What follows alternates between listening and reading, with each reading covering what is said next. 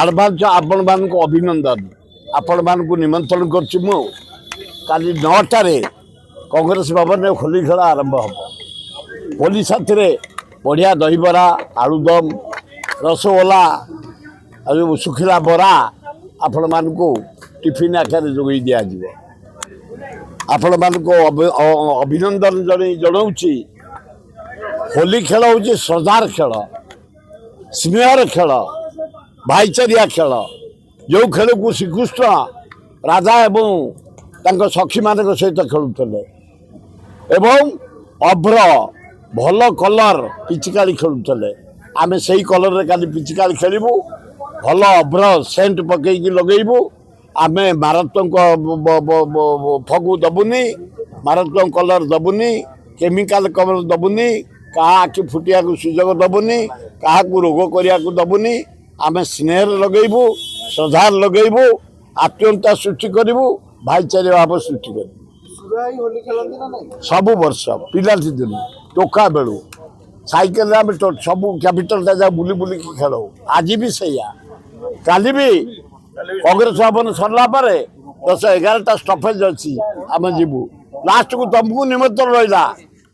ଲାଷ୍ଟକୁ ପ୍ରାୟ 50 ବର୍ଷରୁ ଉର୍ଦ୍ଧ୍ୱ ରଙ୍ଗ ଖେଳି ସାରିବୁ ଭୁବନେଶ୍ୱରରେ। ବାଳକାଟି କେନାଲରେ ଯାଇ ଗାଧୋଇବୁ, ରଙ୍ଗ ଚଢ଼େଇବୁ। ସେଠି ଗୋଟେ ବଢ଼ିଆ ମଟନ ହେଇଥିବ, ଗୋଟେ ଅରୁଆ ଭାତ ହେଇଥିବ, ଉଷୁନା ଭାତ ହେଇଥିବ, ଡାଲି, ପୋଟଳ ରସା ଏବଂ କ୍ଷୀରି। 55 ବର୍ଷ ହେଲାଣି ସତପର ମହାନ୍ତିଙ୍କ ପୁଅ ସନ୍ତୋଷ ମହାନ୍ତି ନେତୃତ୍ୱରେ ହେଇ ଆସୁଛି। ଏ ବର୍ଷ ମଧ୍ୟ ହେବ। କାଲି ଗଲେ ଆପଣମାନଙ୍କୁ ବନ୍ଧୁ ହିସାବରେ ଆପ୍ୟାୟିତ କରିବି। କାଲି ସକାଳୁ ଆଗ ଭାଉଜଟି ଆରମ୍ଭ ହେବ, ତାପରେ ତମମାନଙ୍କ ପାଖରେ। ଘରୁ ଆଗ ଷ୍ଟାର୍ଟ କରିବି ଇଞ୍ଜିନରୁ, ତାପରେ ଡବା ବୋଳିବି। ରାସାୟନିକ ରଙ୍ଗରେ ହୋଲି ଖେଳୁଛନ୍ତି ଉଚିତ ନୁହଁ, ଉଚିତ ନୁହଁ। ଲୋକ ଆଖି ବୁଡ଼ି ଯାଉଛି, ଲୋକଙ୍କ ଦେହ ଖରାପ ହେଇଯାଉଛି, ରୋଗ ହେଇଯାଉଛି, ବେମାରୀ ହେଇଯାଉଛି।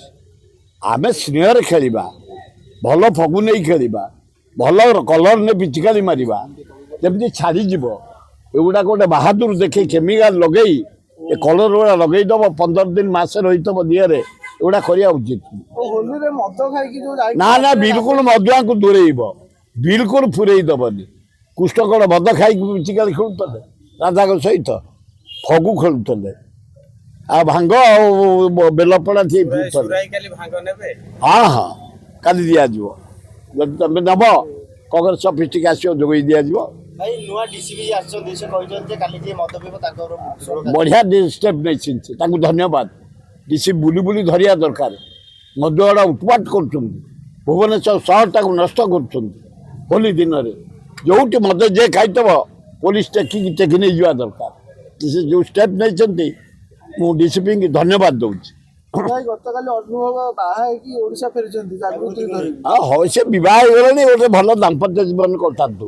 ଜଗନ୍ନାଥ, ଲିଙ୍ଗରାଜ, ଆଲ୍ଲା, ଯୀଶୁ, ମା ଦୁର୍ଗା ତାଙ୍କୁ ଆଶୀର୍ବାଦ ଦିଅନ୍ତୁ। ଆଉ ଫଟାଫଟି ନ ହେଇକି ଯୋଡ଼ି ହେଇକି ଜୀବନଟା ଯାକେ ସାଥିରେ ରୁହନ୍ତୁ। ଶୁଭେଚ୍ଛା ଜଣାଇବେ ନା? ହଁ, ଗୋଟେ ସାନ ଭାଇଟେ, ସେ ଗୋଟେ ବୋହୂ ନେଇକି ଆସିଛି, ଆଉ ଆଶୀର୍ବାଦ ଦବାନି ଦବା। ଏବେ ପ୍ରଦୀପ ମାଝୀ ବାହା ହେଇଛନ୍ତି, ତାଙ୍କ ସ୍ତ୍ରୀଙ୍କୁ ତାଙ୍କୁ ବି ଧନ୍ୟବାଦ। ଦାମ୍ପତ୍ୟ ଜୀବନ ତାଙ୍କର ଭଲରେ କଟୁ, ଈଶ୍ୱର ତାଙ୍କୁ ଆଶୀର୍ବାଦ ଦିଅନ୍ତୁ। କିଛି ଅସୁବିଧା ନାହିଁ। ରେଡ଼ି।